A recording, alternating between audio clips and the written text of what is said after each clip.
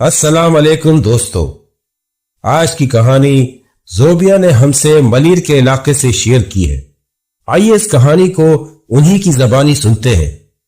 ये 1987 की बात है। उस वक्त मलीर इंडस महरान का बड़ा इलाका डेयरी फार्म और झाड़ियों से अटा हुआ था। इक्का दुक्का घर वहां दिखाई देते थे। आज के वक्त में तो वो एक बहुत गुंजान आबाद इलाका है। हम सऊदाबाद में रिहाइश पजीर थे। 1987 में हमारे वालिद ने इंडस महरान में 120 गज का 2 मंजिला बना बनाया घर खरीदा। हम सऊदाबाद के 80 गज के क्वार्टर से इस 2 मंजिला घर में आए तो हमें ये बड़ा घर बहुत अच्छा लगा। उस वक्त मैं 10वीं जमात में थी। मुझसे छोटी 4 बहनें थीं, निमरा, अलीना, हिना और सबा। हम लोगों ने रिहाइश निचली मंजिल पर ही रखी। सब बहनें एक कमरे में सो जाती और अम्मी अब्बू दूसरे कमरे में, और एक ड्राइंग रूम था। नीचे की तरह ऊपर की मंजिल भी बनी हुई थी। ऊपर की मंजिल पर 3 कमरे थे। एक कमरे को मैंने अपना स्टडी रूम बना लिया कि मैं वहां पढ़ाई करूंगी। बाकी के एक कमरे को अम्मी ने स्टोर बना दिया और ऊपर के किचन में भी इजाफी सामान भर दिया गया। तीसरे कमरे में मेहमानों के लिए एक बेडरूम सेट डाल दिया गया। ऊपर की तरफ जाने वाले जीने के नीचे वॉशरूम बना हुआ था। पता नहीं क्या बात थी, उस वॉशरूम में अजीब सी बू आती थी। यहां निचली मंजिल पर दूसरा वॉशरूम अम्मी के कमरे में था। अम्मी हमें कहती थी कि बाहर वाला वॉशरूम इस्तेमाल किया करो। हम बहनें सारा दिन या जब भी मौका मिले अम्मी का ही वॉशरूम इस्तेमाल करते थे। हमारे अलावा इस गली में फासलों पर बने 3 घर और थे। छत से देखो तो झाड़ियां और गैर आबाद इलाका दिखता था। रात का मंजर तो खासा खौफनाक लगता था। इस घर में आए हमें अभी हफ्ता ही हुआ था। उस रात हमारे साथ उन तमाम वाकयात की शुरुआत हुई। मुझे आज भी याद है, तकरीबन सभी सो चुके थे। मैं भी बस सोने ही वाली थी कि मुझे ऐसा लगा किसी ने मेरे बाल बहुत जोर से खींचे हैं। मेरे बराबर में निमरा सो रही थी। मुझे लगा उसकी वजह से मेरे बाल खींचे हैं। मैंने गुस्से में उसके 2 लगा दिए। निमरा भी जाग गई और मुझसे लड़ने लगी। अभी हम बहस कर ही रहे थे कि हमें बिल्ले की अजीब अंदाज में गुर्राने की आवाज आई। उस आवाज से हम दोनों ही उछल पड़े। वो बहुत अजीब आवाज थी। हम दोनों ही उठकर कमरे की खिड़की से बाहर झांकने लगे। हमारे कमरे की खिड़की से सहन और ऊपर जाने वाली सीढ़ियां दिखाई देती थीं। हमें सामने ही सीढ़ियों पर एक मोटा सा बिल्ला बैठा दिख गया।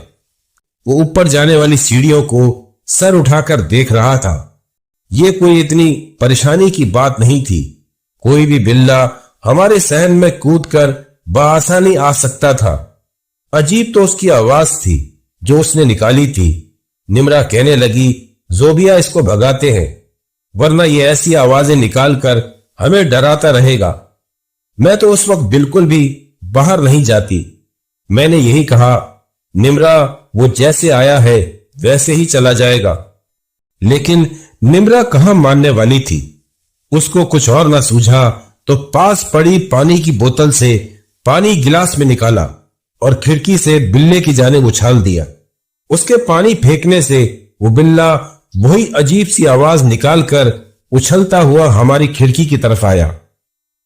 उसकी आंखें जो मैंने देखी वो चमक रही थीं। मेरा और निमरा का तो दिल धक से रह गया। हम दोनों तो हड़बड़ाहट में अपने बिस्तर में जा घुसी। हालांकि खिड़की में ग्रिल लगी हुई थी और दरवाजा तो बंद ही था। बिल्ला तो आ ही नहीं सकता था। हम बिस्तर पर आकर लेट गए। तीनों बहनें अभी तक बेखबर सो रही थीं। अचानक हमारे कमरे की अलमारी में एक खट सी आवाज आई, जैसे हमारी अलमारी के अंदर कोई चीज गिरी हो। हम दोनों ही उछल पड़े। निमरा तो अम्मी को आवाज लगाने ही वाली थी। मैंने उसके मुंह पर हाथ रखकर चुप कराया। निमरा इतनी सी आवाज के लिए क्यों अम्मी अब्बू को बुला रही हो? हालांकि डर तो मैं भी रही थी। एक तो उस आवाज ने डरा दिया था, दूसरा अगर अम्मी अब्बू आ जाते तो अलमारी खोलकर देखी जाती। असल खौफ तो जो अलमारी में रखा था मुझे उसका था। दरअसल मुझे अपनी दोस्त नौशाबा की वजह से डाइजेस्ट पढ़ने की नई नई लत लग गई थी। हम दोनों पैसे मिलाकर डाइजेस्ट खरीदते, पहले वो पढ़ती फिर मैं पढ़ लेती, या हम स्कूल के ब्रेक में किताबों में छुपाकर मिलकर पढ़ते। अभी तो मेरा ये शौक पूरे जोरों शोर और राजदारी से जारी था। मैंने आज सुबह ही डाइजेस्ट अलमारी में छुपाया था कि जैसे ही मौका मिला ऊपर ले जाके रख दूंगी। अगर अब्बू आ जाते, रिसाला पकड़ा जाता तो बहुत शामत आती। फिर मैं और निमरा डरते इधर उधर देखते सो ही गए। दूसरे दिन स्कूल की छुट्टी थी। सुबह 10 बजे अम्मी ने आकर कमरे का पंखा बंद कर दिया। फिर हमें उठना ही पड़ा। मैं मुंह हाथ धोकर आई तो देखा अम्मी अब्बू कहीं जाने के लिए तैयार खड़े थे। अम्मी ने बताया हमारे दूर के रिश्तेदारों में किसी का इंतकाल हो गया है। अम्मी अब्बू वहीं जा रहे थे। अब्बू ने मुझे और निमरा को खास ताकीद की थी, कोई भी आए बगैर पूछे दरवाजा ना खोलना। अब्बू को तो आज शाम में किसी काम के सिलसिले में हैदराबाद भी जाना था। अम्मी अब्बू जाते हुए बहुत फिक्रमंद हो रहे थे। बचपन में जब ये वाली आजादी मिलती है, अम्मी अब्बू घर पर न हो तो पहले तो सब खुशी से उछलते हैं, फिर अपने मनपसंद खेल खेले जाते हैं। ऐसा ही हुआ, सब अपने अपने खेल में लग गए और मैं किताब में डाइजेस्ट छुपाकर पढ़ने लगी। निमरा बाहर सहन में अपने चूजों को दाना डाल रही थी। उसने कल ही जिद करके अब्बू से 6 चूजे मंगवाए थे। छोटी बहनें मेरे पास ही खेल में लगी थीं। उनके शोर से मैं डिस्टर्ब हुई तो मैंने उनको डांट कर बाहर भेज दिया। सहन में निमरा अपने चूजे खोलकर बैठी थी। बजाय दूसरे कमरे में जाने के वो तीनों सहन के दाएं तरफ ऊपर जाने वाले जीने पर बैठकर अपने खिलौने सजाकर खेल में लग गईं। वो 4-5 जीने ही थे और फिर ग्रिल का दरवाजा था जिसको अब्बू ताला लगाकर गए थे। सबा खेलते खेलते अचानक ऊपर जाने वाले ग्रिल के दरवाजे की तरफ इशारा करके कहने लगी, हिना ये कौन है? सबा हम सब में छोटी थी और उसकी जबान में तुतलाहट 5 साल होने के बावजूद थी। हिना को तो कोई नहीं दिखा। वो और अलीना अपने खेल में मगन थी। उन्होंने सबा की बात पर ध्यान नहीं दिया। सबा 2 जीने चढ़कर ग्रिल के दरवाजे के पास चली गई और जैसे वो उससे बात करने लगी, ये लो, उसके हाथ में बिस्कुट थे जो वो ग्रिल के अंदर हाथ डालकर दे रही थी। निमरा की नजर उस पर पड़ गई। उसने सबा को आवाज दी, सबा क्या कर रही हो, नीचे आओ। लेकिन उसने निमरा की बात का न जवाब दिया और न ही पलट कर देखा, बल्कि वो ग्रिल में हाथ डालकर बिस्किट आगे बढ़ाने में लगी थी। अब की बार निमरा चौंक गई। उसने मुझे बुलाया और दिखाया, ये देखो सबा क्या कर रही है। मुझे भी उसकी हरकत अजीब लगी। मैंने जाकर उसको हाथ पकड़कर खींचा। उसने तो जोर जोर से रोना शुरू कर दिया। मैं जबरदस्ती उसको पकड़कर कमरे तक ले आई, लेकिन उसने जिद्दी बच्चों की तरह लौटे लगाना शुरू कर दी। उसको पकड़ना मेरे और निमरा के लिए महाल हो गया। अलीना और हिना भी अपना खेल छोड़कर परेशानी से हमें देख रही थीं। सारी बहनों में बड़ी मैं ही थी। मैंने किसी न किसी तरह सबा को संभाल लिया। मुझे एक थप्पड़ उसको लगाना ही पड़ा। वो रो रो कर सो गई। वो जिद्दी तो थी, जब रोने पर आती तो सारा घर सर पर उठा लेती। हमने बमुश्किल उसको सुलाया। निमरा फ्रिज से खाना निकालकर गर्म करके ले आई। हम बहनों ने खाना खाया और फिर हम सब कमरे में ही बैठ गए। मुझे पता था अम्मी अब्बू शाम से पहले घर आ जाएंगे। असर से पहले अम्मी अब्बू घर लौट आए और सबा जो रो धोकर सोई थी अब तक नहीं उठी। अम्मी ने भी उठाना चाहा, وہ اٹھ جائے اور کھانا کھا لے، لیکن وہ بہت مشکل سے اٹھی، بمشکل چند نوالے کھائے اور پھر سو گئی۔ اس شام صبح سوتی ہی رہی، اس کو ہلکا ٹیمپریچر بھی ہو رہا تھا۔ امی نے اور میں نے مل کر بہت مشکل سے بخار کی دوا پلائی۔ ابو تو حیدرآباد چلے گئے تھے، انہوں نے تو کل لوٹنا تھا، ورنہ امی اس کو ڈاکٹر کے پاس لے جاتی۔ اس کا بخار اترنے تک رات کے 11 بج گئے۔ امی اس کے سرہانے بیٹھی رہیں۔ مجھ سے بھی کہا تم لوگ یہاں آ کر سو جاؤ، لیکن میں نے بہانہ بنا دیا کہ مجھے ہوم ورک کرنا ہے۔ صبح کے رونے دھونے سے میرا ہوم ورک رہ گیا۔ نمرا، علینا اور ہنا بھی امی کے پاس ہی سو گئی۔ امی نے مجھے تاکید کی کہ زوبیا جلدی سو جانا۔ میں اپنے کمرے میں آ گئی۔ مجھے واقعی ہوم ورک تو کرنا تھا، لیکن سچ بات یہ تھی کہ میں نے رسالہ بھی پڑھنا تھا۔ مجھے اپنا ادھورا چھوڑا ناول پورا کرنا تھا۔ یہ میرے لیے اچھا تھا کہ سب ہی امی کے پاس جا کر سو گئے۔ پہلے تو میں نے جلدی جلدی ہوم ورک ختم کیا اور اپنا رسالہ کھول کر بیٹھ گئی۔ میں انہماک سے پڑھنے میں مگن تھی کہ کل کی طرح میرے کسی نے زور سے بال کھینچے۔ میں تو اپنی جگہ سے اچھل گئی۔ مجھے شدید خوف محسوس ہوا۔ اب تو نمرا بھی کمرے میں نہیں تھی۔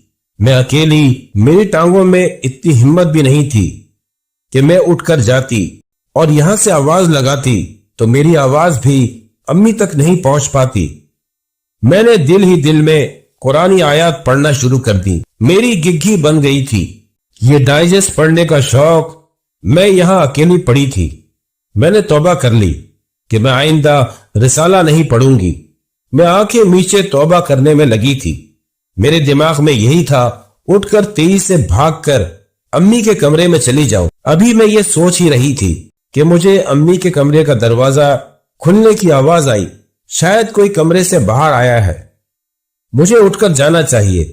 میں نے محسوس کیا امی کے کمرے سے نکل کر کوئی صحن کی طرف گیا ہے۔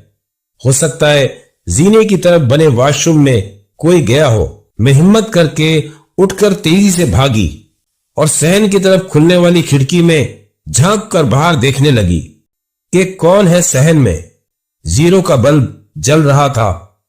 اس روشنی میں جو منظر میں نے دیکھا اس نے میرے ہوش اڑا دیے۔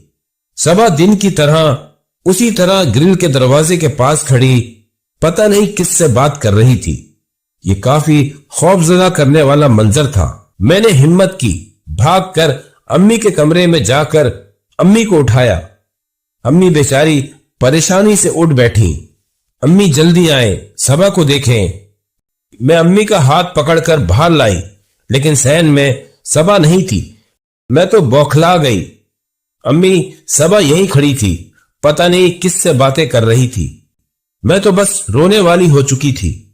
امی بھی پریشان ہو کر صبا کو آواز دینے لگی۔ صبا واش روم کا دروازہ کھول کر باہر آ گئی۔ کیا ہوا امی؟ وہ اتنی معصومیت سے پوچھ رہی تھی۔